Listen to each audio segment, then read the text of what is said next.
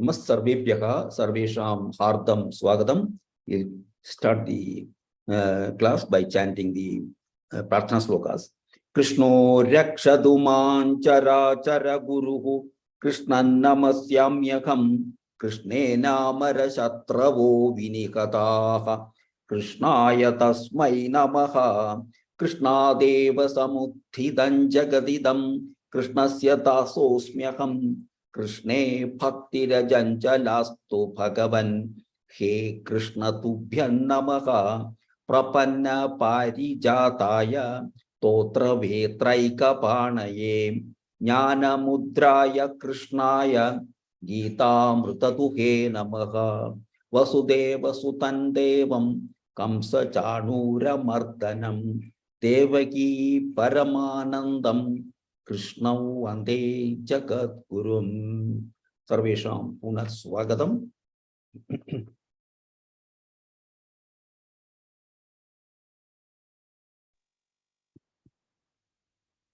Om Shri Paramatmane Namaha Atha Panchadashodhyayah Purushottama Yogaha Shri Bhagavanuvacha Urdhvamoolamadha Shakam Ashwatham Prahuravyayam Chandamsi Yasya Parnani Yastam Veda Savedavit Adhashchordhvam Prasrutastasya Shakha Guna Pravruddha Vishaya Pravala Adhashcha Mulani Santatani Karmanubandhini Manushya-loke Narupamasyeha tathopalabhyate Nanto na chadirna cha sampratishtha Ashwatthamenam suvirudhamulam Asanga-shastrena drudhena chitva Tatah padam tatparimargitavyam Yasmin gata na nivartanti bhuyah Tameva chadyam purusham prapadye Yatah pravrittih prasruta purani Nirmana mohajita sanga doshaha Adhyatma nitya vinivritta kamaha Dvandvair vimukta sukha dukkha sanyaihi Gacchantya mudha padamapyayantat Na tad bhasayate suryah Na shashanko na pavakah Yat gatva na nivartante Tadhama paramam mama Mamaivamsho jivaloke Jiva bhutas sanatanaha Manashashthani Prakritasthani karshati Shariram yadavapnoti Yachapyutkramati Gृहीत्वैतानि संयाति Vayurgandhani varayat Shrotrं chakshusparshanam cha Rasanam ghranameva cha Adhisthaya manaschayam Vishayanupasevate Utkramantam sthitam vapi Bhunjanam va gunanvitam Vimudhananupashyanti jnana-chakshushaha Yatanto yoginaschainam Pashyantyatmanyavasthitam Yatantopyakratatmanaha Nainam pasyantyachetasaha Yadadityagatan tejaha Jagat-bhasayate khilam Yat-chandramasi yat-chagnam Tat-tejo vidhi mamakam Gama-vishya cha bhutani Dharayamyaham mojasa पुष्णामि चौषधिः सर्वाः सोमो भूत्वा रसात्मकः अहं वैश्वानरो भूत्वा प्राणिनां देहमाश्रितः प्राणापानसमायुक्तः पचाम्यन्नं चतुर्विधम् सर्वस्य चाहं हृदि सन्निविष्टः मत्तस्मृतिर्ज्ञानमपोहनं च वेदैश्च सर्वैरहमेव वेद्यः वेदान्तकृद्वेदविदेव चाहम् द्वाविमौ पुरुषौ लोके क्षरश्चाक्षर एव च क्षरः सर्वाणि भूतानि कूटस्थोऽक्षर उच्यते उत्तमः पुरुषस्त्वन्यः परमात्मेत्युदाहृतः यो लोकत्रयमाविश्य बिभर्त्यव्यय ईश्वरः यस्मात्क्षरमतीतोऽहम् अक्षरादपि चोत्तमः अतोऽस्मि लोके वेदे च प्रथितः पुरुषोत्तमः यो मामेवमसम्मूढः जानाति पुरुषोत्तमं स सर्वविद् भजति मां सर्वभावेन भारत इति गुह्यतमं शास्त्रम् इदमुक्तं मया नघ एतद् बुद्ध्वा बुद्धिमान् स्यात् कृतकृत्यश्च भारत ॐ तत्सदिति श्रीमद्भगवद्गीतासु उपनिषत्सु ब्रह्मविद्यायां योगशास्त्रे श्रीकृष्णार्जुनसंवादे पुरुषोत्तमयोगो नाम पञ्चदशोऽध्यायः।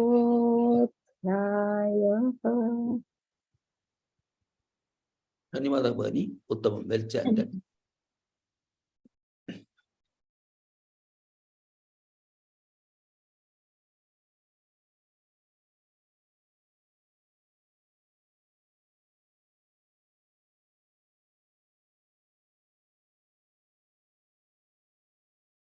We will do the paranam of the 17th chapter. Lakshmi H.S. Bhagini. ॐ श्री परमात्मने नमः। अथ सप्तदशोऽध्यायः श्रद्धात्रयविभागयोगः। अर्जुन उवाच ये शास्त्रविधिमुत्सृज्य यजन्ते श्रद्धयान्विताः तेषां निष्ठा तु का कृष्ण सत्वमाहो रजस्तमः। उत्तमं. धन्यवाद. Rema Shriram Bhagini. श्रीभगवानुवाच त्रिविधा भवति श्रद्धा देहिनां सा स्वभावजा सात्विकी राजसी चैव तामसी चेति तां शृणु. उत्तमं. Vinoda Bhagini. सत्त्वानुरूपा सर्वस्य श्रद्धा भवति भारत श्रद्धामयोऽयं पुरुषः यो यच्छ्रद्धः स एव सः. उत्तमं. Malini Bhagini. यजन्ते सात्विका देवान् यक्षराक्षांसि राजसाः प्रेतान् भूतगणां स्थान्ये यजन्ते तामसा जनाः. उत्तमं. यक्षरक्षांसि. Anasuya Bhagini. अशास्त्रविहितं घोरं तप्यन्ते योतपो जनाः दम्भाहङ्कारसंयुक्ताः कामरागबलान्विताः ये तपो Hema, sorry, you can do the Shall I recite? continue. कर्षयन्तश्चरीरस्थं माञ्चैवान्तः शरीरस्थं तान् विद्याश्चरान् उत्तम Nagamani Bhagini. आहारस्त्वपि सर्वस्य त्रिविधो भवति प्रियः यज्ञस्तपस्तथा दानं तेषां भेदमिमं शृणु। धन्यवादः। Varalakshmi Bhagini. आयुस्सत्त्वबलारोग्य सुखप्रीति विवर्तनाः रस्याः स्निहस्ताः स्थिरा हृद्याः आहारः सात्विक प्रियाः रस्या स्निग्धा स्थिरा हृद्याः स्निग्धा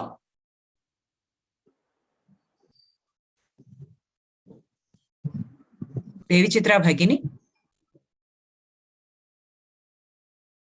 कट्वं ललवनात्युष्णदीक्षरूक्षविदाहिनः आहारा राजसस्येष्टाः दुःखशोकामयप्रदाः। Lakshmi Kiran Bhagini. यातयामं गतरसं पूतिपर्युषितं च यत् उच्छिष्टमपि चामेध्यं भोजनं तामसप्रियम्। Padma Jagan Bhagini.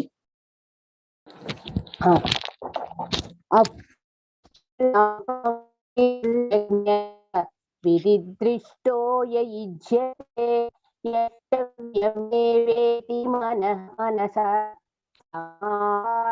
सात्विकः। Padma Vishwanathan Bhagini.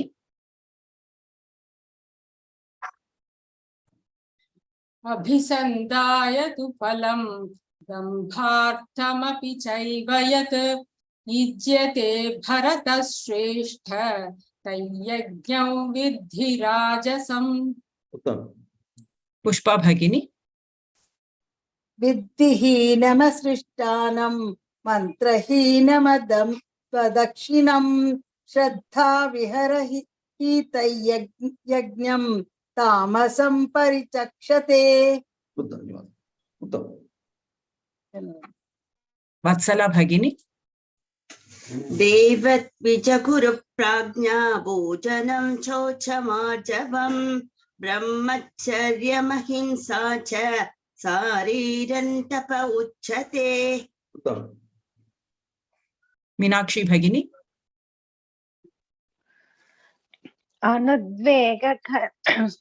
अनुद्वेगकरं वाक्यं सत्यं प्रियहितं च यत् स्वाध्यायाभ्यसनं चैव वाङ्मयं तप उच्यते। Sapna Bhagini. मनः प्रसादः सौम्यत्वं मौनमात्मविनिग्रहः भावसंशुद्धिरित्येतत् तपो मानसमुच्यते। Raghunath Mahodaya. श्रद्धया परया तप्तं तपस्तत्त्रिविधं नरैः अफलाकाङ्क्षिभिर्युक्तैः सात्विकं परिचक्षते। Kanchana Bhagini. सत्कारमानपूजार्थं तपोदम्भेन चैव यत् क्रियते तदिह प्रोक्तं राजसञ्चलमध्रुवम्। Anita Bhagini.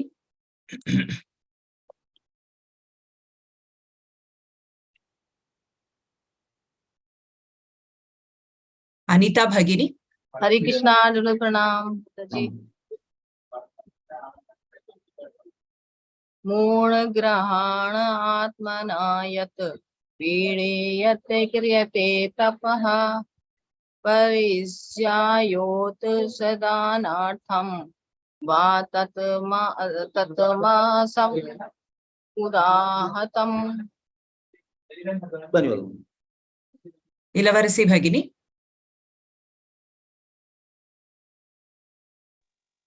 दातव्यमिति यद्दानं दीयतेनुपकारिणे देशे काले च पात्रे च तद्दानं सात्विकं स्मृतम्. उत्तमम्. Thank you. Hema Bhagini. यत्तु प्रत्युपकारार्थमुद्दिश्य वा पुनः च परिक्लिष्टं तद्दानं राजसंस्मृतम्. उत्तमम्. Nagamani Bhagini.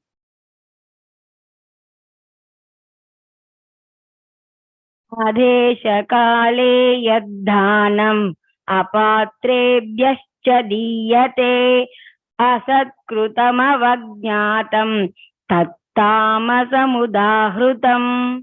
उत्तमम्. धन्यवादः महोदय. Varalakshmi Bhagini. ॐ तत्सदिति निर्देशः ब्रह्मणस्त्रिविधः स्मृतः ब्राह्मणास्तेन वेदाश्च यज्ञाश्च विहिताः पुरा. उत्तमम्. Vinoda Bhagini.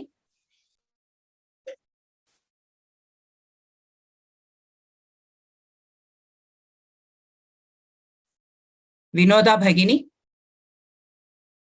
Yeah, I muted, sorry. Tasmadomityudaritya yajñadanatapakriyaः pravartante vidanoktaः satatam brahmavadinam. उत्तमम्. Nagamani Bhagini. तदित्यनभिसन्धाय फलं यज्ञतपः क्रियाः दानक्रियाश्च विविधाः क्रियन्ते मोक्षकाङ्क्षिभिः. धन्यवादः. Meenakshi Bhagini.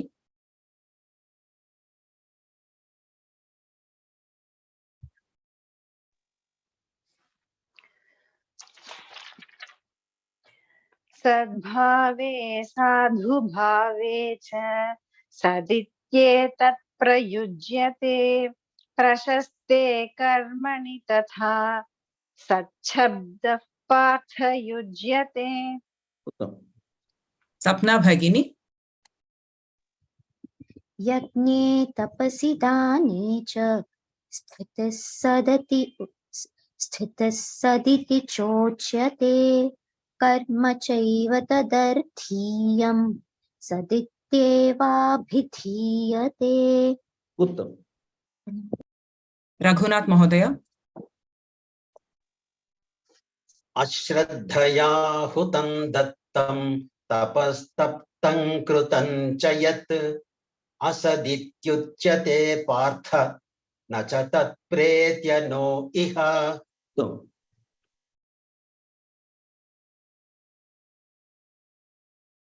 Lakshmi HS Bhagini.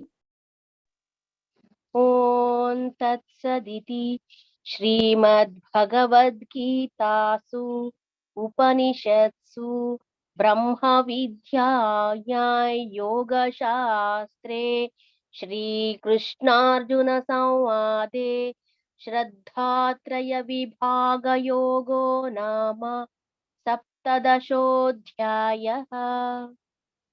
उत्तमम्. धन्यवादः. धन्यवादः to all for chanting. We'll go to the next chapter.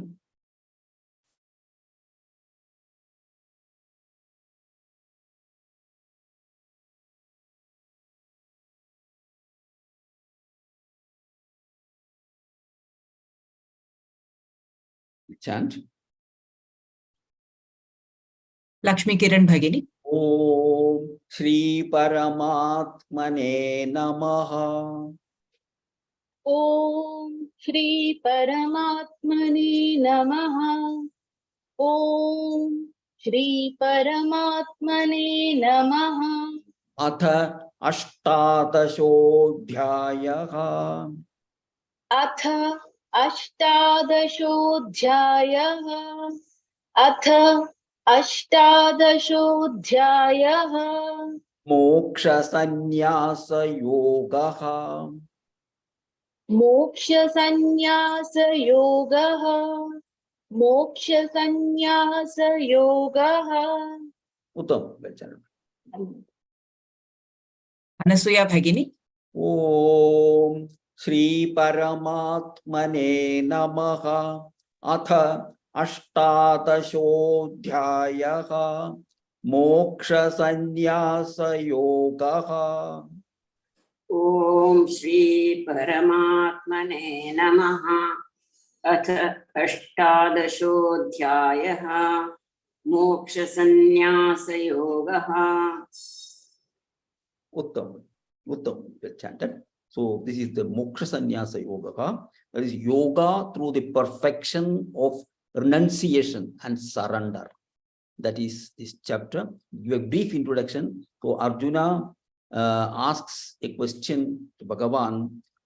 He wanted to educate himself on renunciation, about renunciation and the difference between sannyasam and tyagam. These two different. They come from the same root word for both are the same. That is to abandon, to give up. That is the root meaning of the both the words. So what is the difference between them?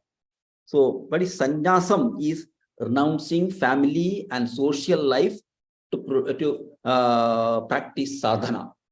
To practice that is sannyasam. Tyagam is acting without selfish desires for the rewards of his actions. So that is tyagam and that is sannyasam. So Sri Krishna, this is the last chapter. It contains 78 slokas, very long chapter. And also we had the second chapter which had 72 slokas. So these are the two long chapters. In the second chapter, we had an overview of the whole text we had. And here we are having a review or a summary of all the chapters that we have covered till now. It will give a very gist of what is there in the previous chapters. So here, these are the two kinds. That is, the renunciation is sannyasam and tyagam. So Bhagavan recommends another type of renunciation. So Bhagavan, what he says never renounce. Never renounce acts of duty. Duty should never be renounced. That is, and also sacrifice, charity and penance. That is, yajna, dana, tapa should never be renounced. That's what Bhagavan says. So that these actions aid in the purification of even the wisest souls. So undertake these actions as a matter of duty with no attachment to fruits. That is the advice given by Sri Krishna. Sri Krishna gives a detailed analysis of 5 factors that contribute to action. We know every karma is action. So yajnam, danam, tapam, all are actions. A duty is also action. So 5 factors that contribute to action and 3 constituents of action and 3 factors that inspire action. So he gives everything in detail about action. So he describes these factors in relation to the 3 gunas. So last chapter also we have seen how he is describing aharam, food, yajnam, danam and tapas in terms of sattvic, rajasic and the tamasic gunas, in terms of those 3 gunas. So here also he is again resorting to those 3 gunas and trying to explain the actions. So ignorant people do not, they see themselves as the doers of the actions and enjoyer of the actions. But wise people, enlightened people do not perceive to be, they are not the doers or enjoyer of actions. So they ever detached from results and free from all karmic actions. That is, wise people do that. And Sri Krishna explains the reasons for the difference in the motives and actions of individuals. And kinds of knowledge, types of actions, categories of performers based on gunas are all explained here. So analysis, detailed analysis for the intellect, resolve, or steadfast will, determination, and happiness are all explained in this chapter. And details of attributes of those who have attained perfection in spirituality and realized Brahman are also given. Even perfect yogis, they have to be bhaktas. They should be involved in, engaged in bhakti for Brahman realization. So only through loving devotion, one can know the supreme divine personality. So God dwells in the hearts of everyone and directs according to his karmas. So you must always take his shelter, think of him, and dedicate all actions to him and make him the ultimate goal.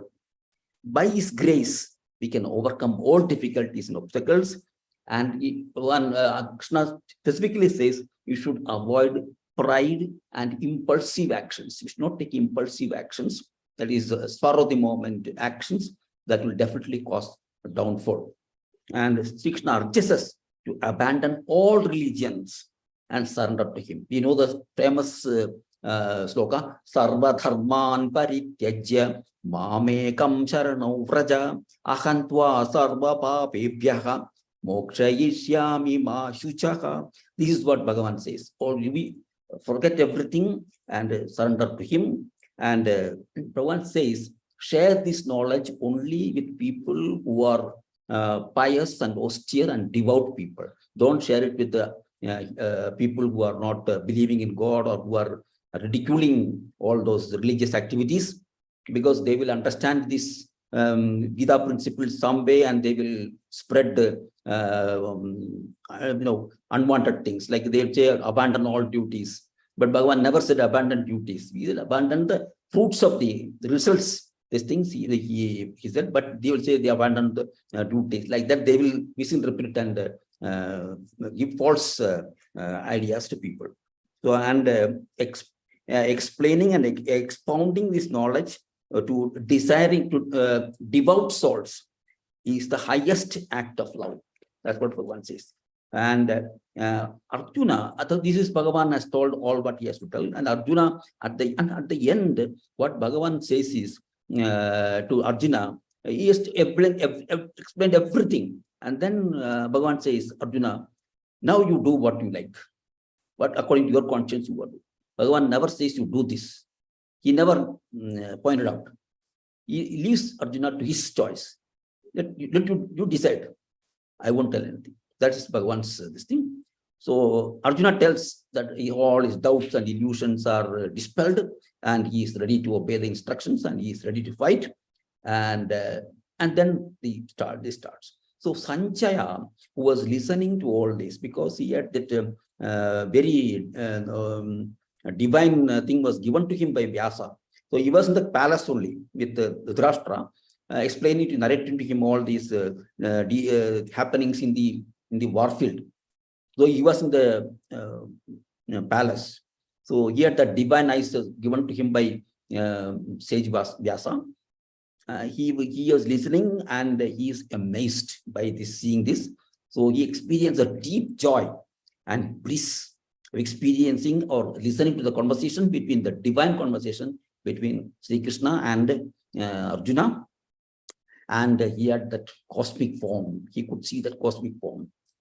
So that way he was very, very blessed, Sanjaya. And he concludes Bhagavad Gita telling the divine song of God with a profound pronouncement that victory, goodness, sovereignty, and opulence, that is greatness, will always rest on the side of God and his pure devotee.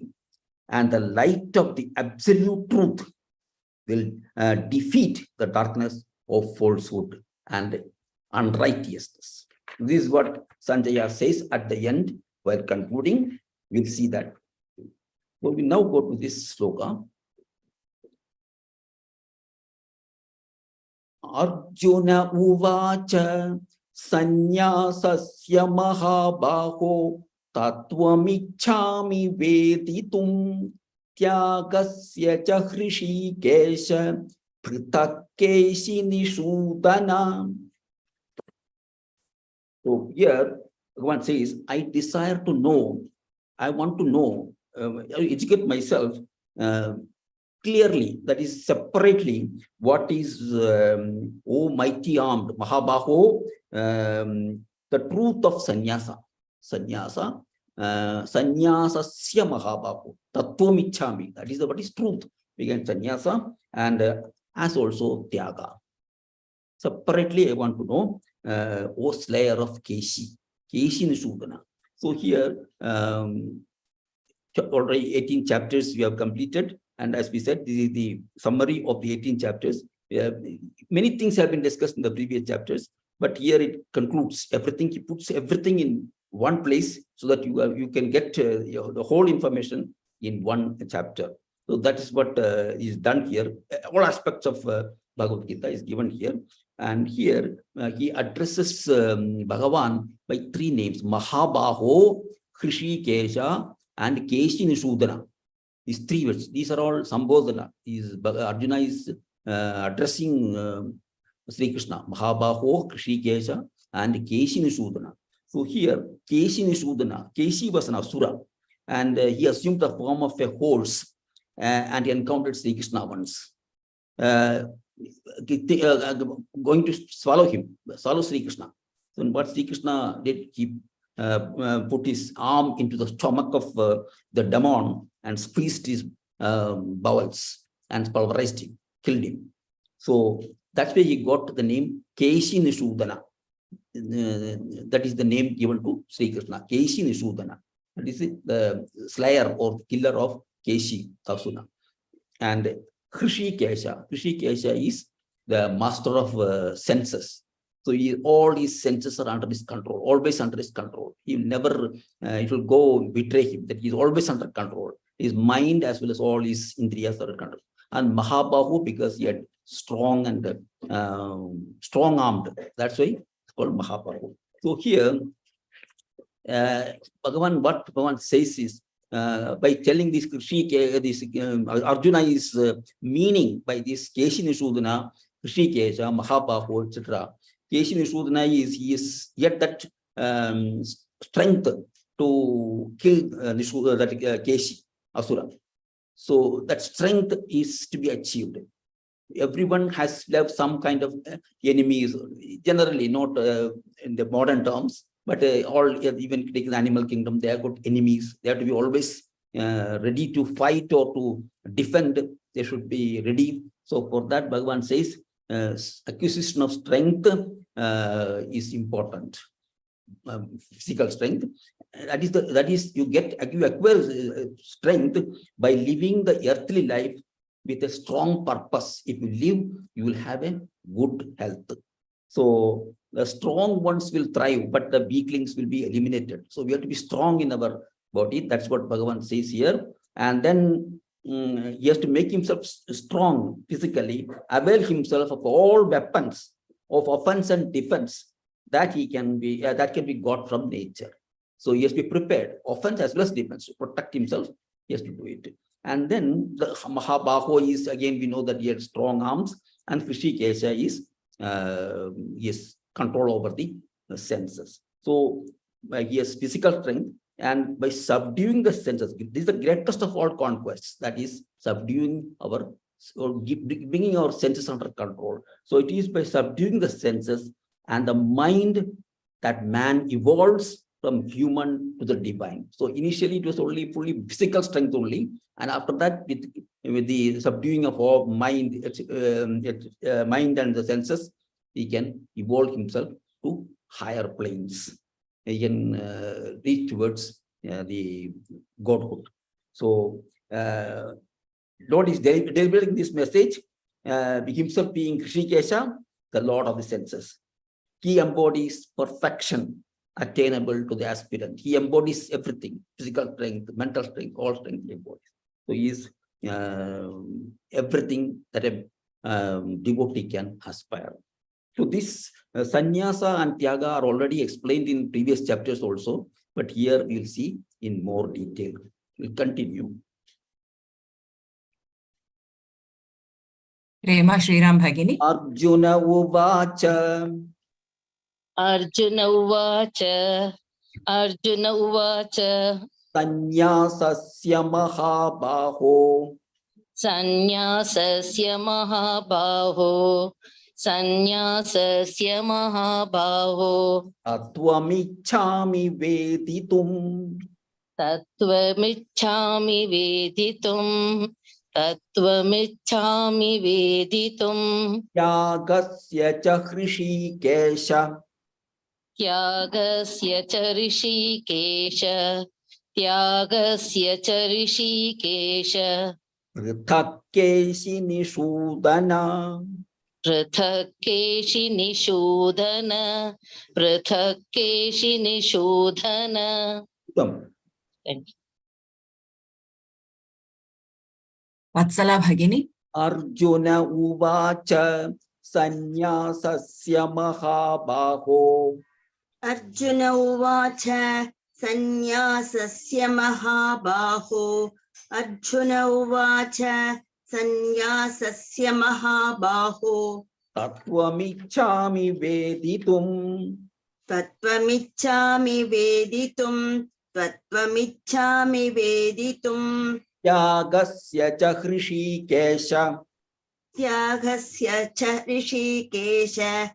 Tyagasya cha rishikesha. Prithakeshi nishudana. Prithakeshi nisudana. Prithakeshi nisudana. Uttam. Ilavarasi Bhagini. Arjuna uvacha sannyasasya mahabaho. Tattvamichhami veditum. Arjuna uvacha sannyasasya mahabaho tattvamichhami veditum. Arjuna uvacha sannyasasya mahabaho tattvamichhami veditum. Yagasya cha hrishikesha. Prithakeshi nishudana. Tyagasya cha rishikesha. Prithakeshi nishudana. Tyagasya cha rishikesha. Prithakeshi nishudana. Prithakeshi nishudana. Prithakeshi nisudana. Together. Prithakeshi. Okay. One doubt, is it Sudana or Shudana? Shudana. Nishudana. Na. Na. Na. Okay, thank you. Padma Jagan Bhagini. Arjuna uvacha sannyasasya mahabaho tattvamichhami veditum. Arjuna uvacha sannyasasya mahabaho tattvamichhami veditum. Sannyasasya mahabaho tattvamichhami veditum. Yagasya cha hrishikesha.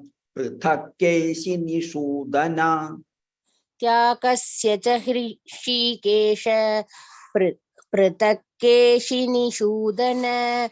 Tyagasya cha hrishikesha. Prithakeshi nishudana. Prithakeshi nishudana. Prithakeshi nishudana. Uttam.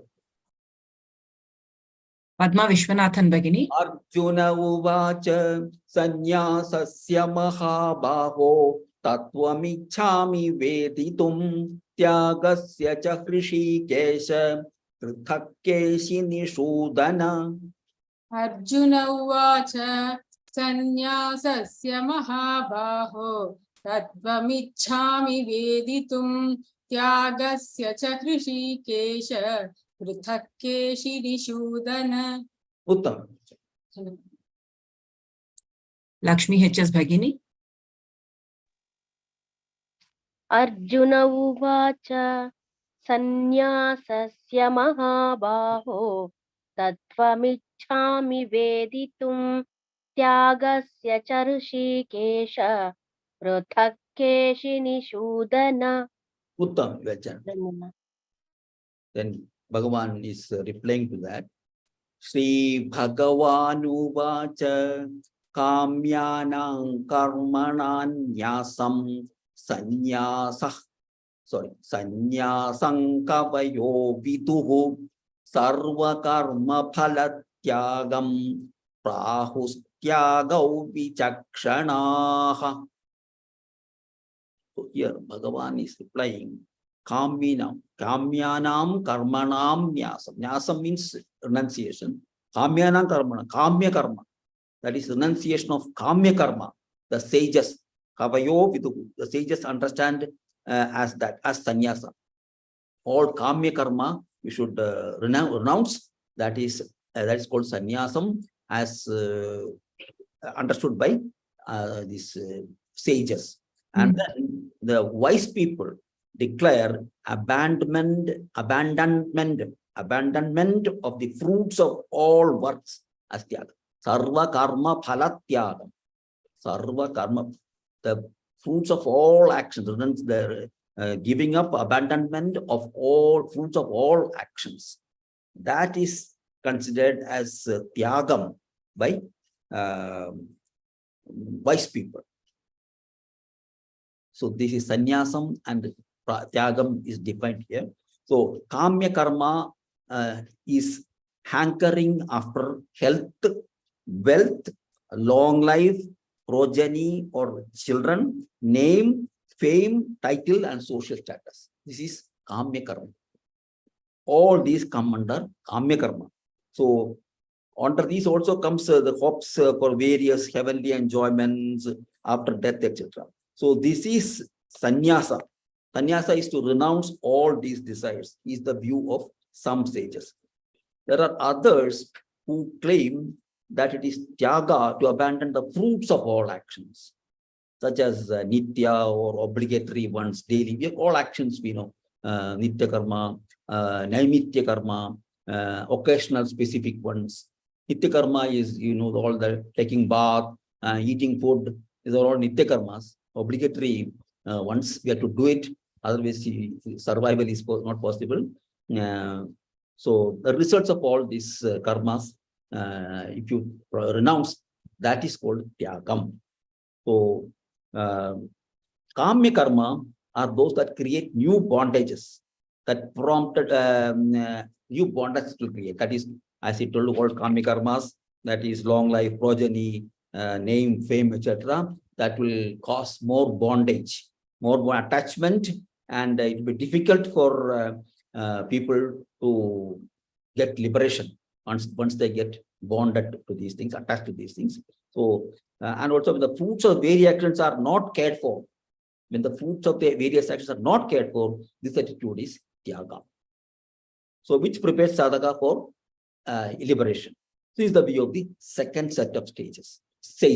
This is one set of sages. They say this is dropping all this. This is sannyasam, and this is tyagam is dropping all the results of all the actions that you are doing. That is, this is kamya karma is it will aid or help in more bondages it will create, and it will make liberation difficult. Whereas this is simple, it will giving up all fruits of all actions will definitely lead to liberation. We'll continue.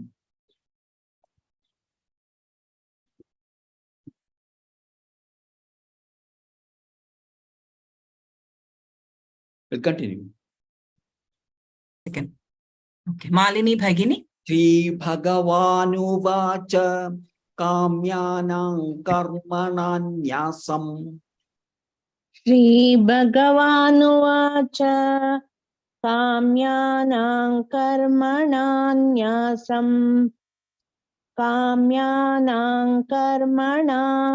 nyasam Sannyasam kavayo viduhu. सन्न्यासं कवयो विदुः सन्न्यासं कवयो विदुः सर्वकर्मफलत्यागम् सर्वकर्मफलत्यागं सर्वकर्मफलत्यागं प्राहुस्त्यागौ विचक्षणाः प्राहुस्त्यागौ विचक्षणाः प्राहुस्त्यागौ विचक्षणाः उत्तम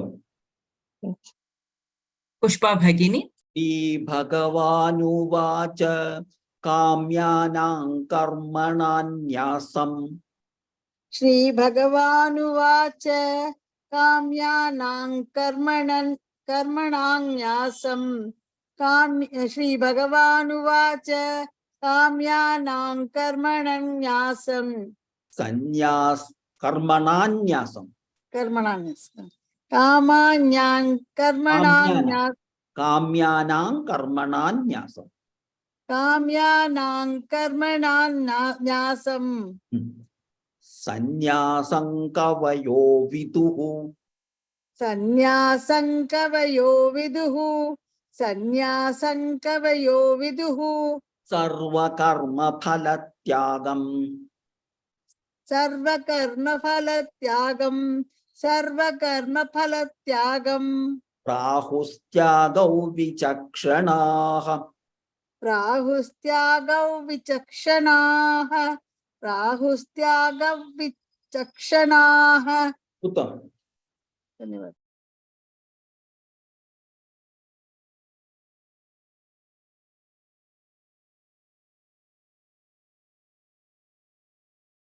I'm in mute. Padma Jagan Bhagini. श्रीभगवानुवाच काम्यानां कर्मणान्यासं संन्यासं कवयो विदुः श्रीभगवानुवाच काम्यानां कर्मणान्यासं सन्न्यासं कवयो विदुः श्रीभगवानुवाच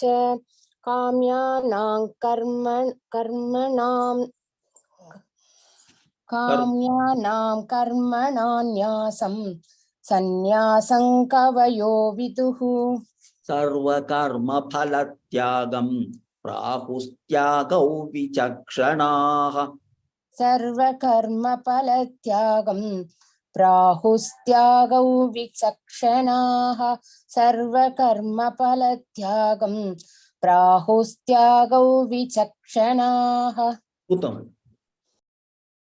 Kanchana Bhagini.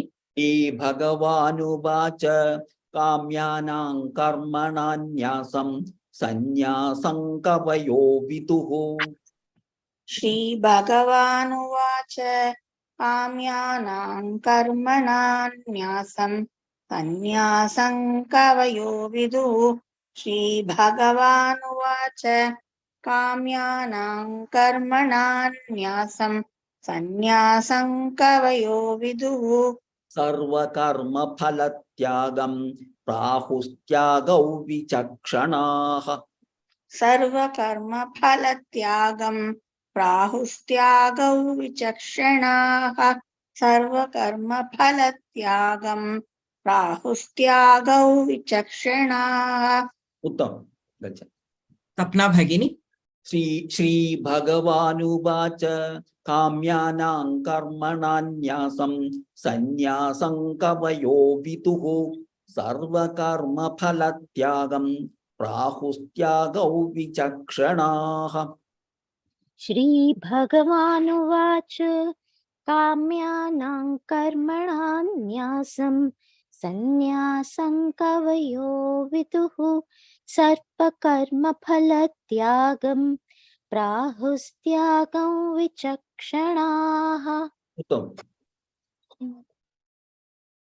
Raghunath Mahodaya. श्रीभगवानुवाच काम्यानां कर्मणान्यासं सन्न्यासं कवयो विदुः सर्वकर्मफलत्यागं प्राहुस्त्यागौ विचक्षणाः उत्तम. So We'll continue. Tyajyan doshavadityeke karma prahurmanishinaha yajnadana tapah karma natyajyamiti chapare. So here, some sages declare that all actions should be relinquished, should be given up. No action should be done as evil. All actions are evil. So, Tyajyam doshavadityeke. All actions are containing evil. So we should give up all actions, no actions. But others say that yajna dana tapah karma. These things, these karma, these actions, that's yajnam, danam, and tapa, should not be relinquished. That is yajna, gift.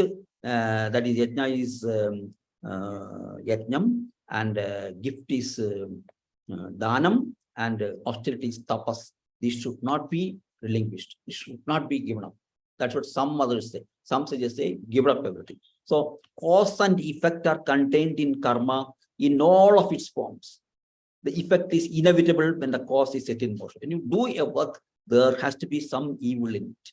Some defect, or something will be there. That is, as we said yesterday also, last class also we said in the last chapter, there will be defects will be there when you do this, but you say Om Tat Sat, it will be eradicating all the evils. So there will be evils will be there. So in maintaining man's life, there is good effect of his dedicating it to the adoration of God, and the bad effect of his consuming or causing harm to other creatures. So he'll be doing good work, yajnam, danam, or tapha. There will be some harm caused to some beings or some creatures.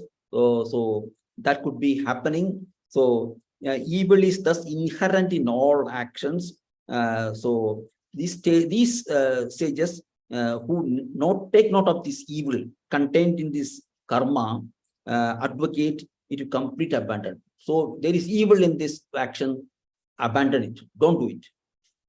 That is, therefore, even they will go to the extent of stopping their earthly life as early as possible. They don't want to continue to live because they think that they will do mistakes. They will create problems. They cannot do any action, so they'll do mistakes. So they want to give up their lives, and they do go to any extent to terminate their lives. These are the kind of people who want to be. But there are a fourth group of sages.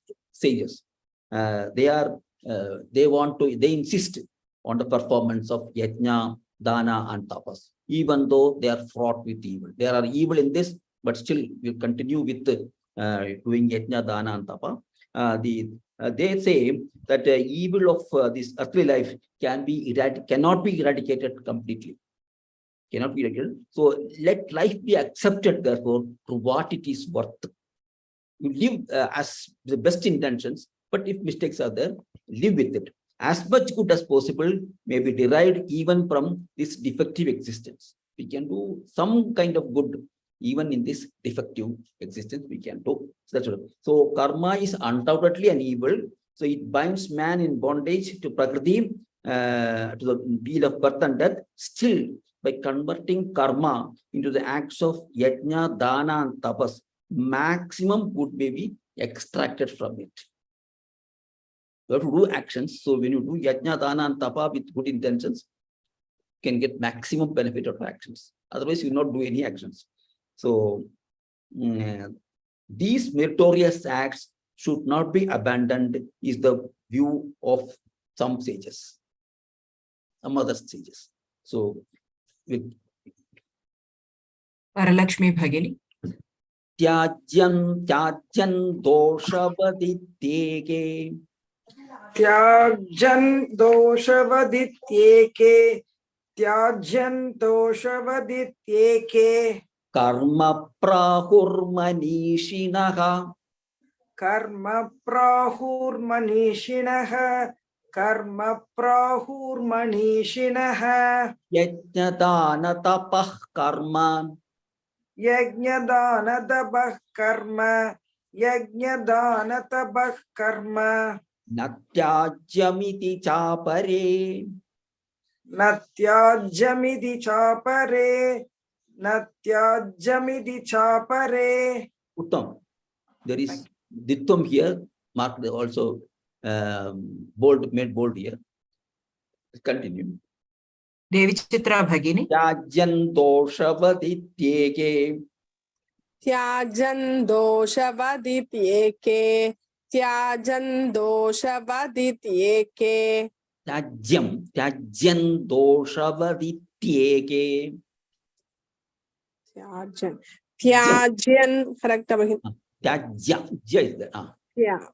Tyajan doshvadityeke. Tyajan doshvadityeke. Karma prahurmanishinaha.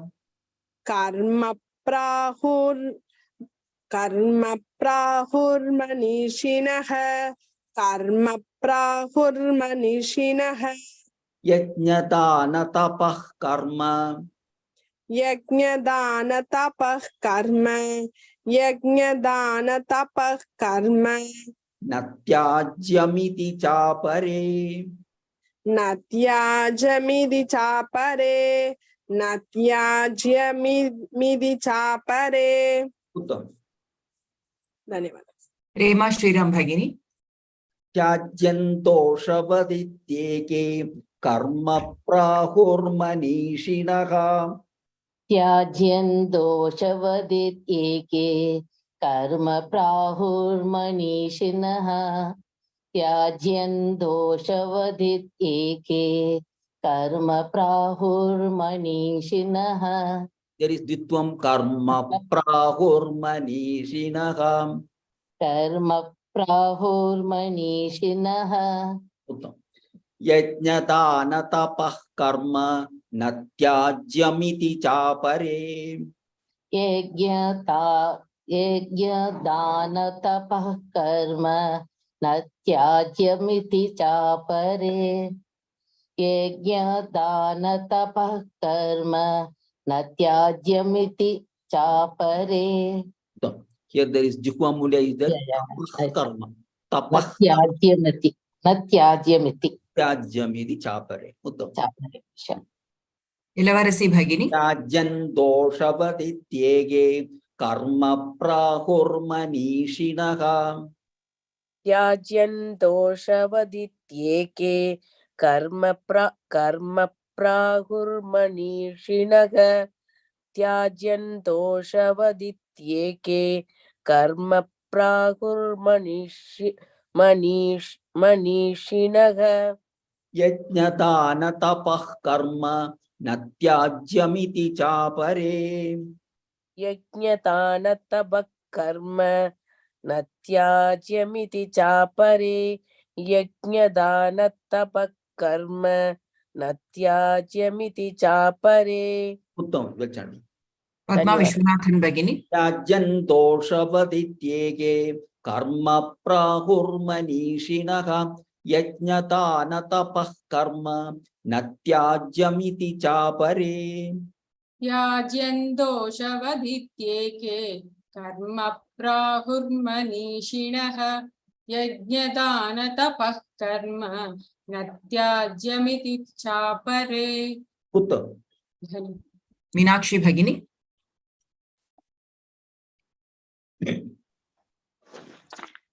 Tyajan doshvadityeke.